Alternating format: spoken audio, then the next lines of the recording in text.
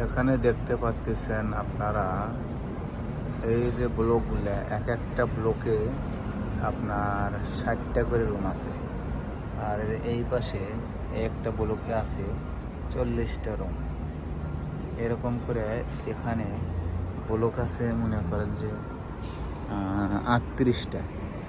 এটা এখানে নির্মিত হয়েছে আজ থেকে 40 থেকে 45 বছর আগে।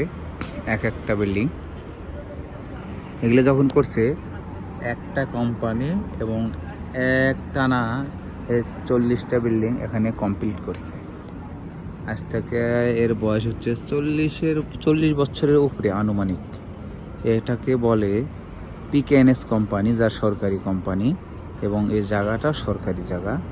তবে এখানে এগুলো ফ্ল্যাট বিক্রি হয়, একটা করে ফ্ল্যাট বিক্রি হয়। একটা ব্লকে ফ্ল্যাট আছে 50টা। আপনি যদি মালিকানাধীন কিনতে চান একটা করে ফ্ল্যাট কিনতে পারবেন।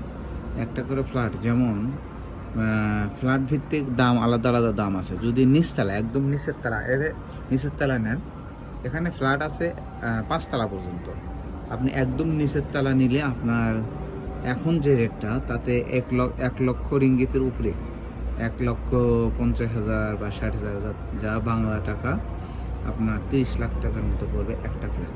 আপনি যদি 2 তলা নিতে যান তাহলে পড়বে আপনার 25 লাখ টাকার মতো।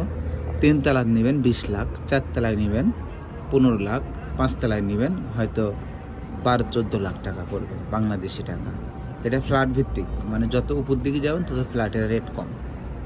এই আছে এই আর কি এই ফ্ল্যাটের আর কি বৈশিষ্ট্য। তো বিশেষ করে মালয়েশিয়ান যারা আছে তারা নিচের ফ্ল্যাটই বেশিরভাগ কিনে, কারণ তারা ফ্যামিলি সহ থাকে, তাদের নিজস্ব গাড়ি আছে এবং সামনে একটি বারান্দা দিতে পারে, মানে অনেক সুবিধা পায় আর কি তারা। আর বাঙালিরা বিশেষ করে নিচে কিনতে পারে না। আর বাঙালিরা তো পাবে না কিনতে, বাঙালিরা কিনতে পারবে।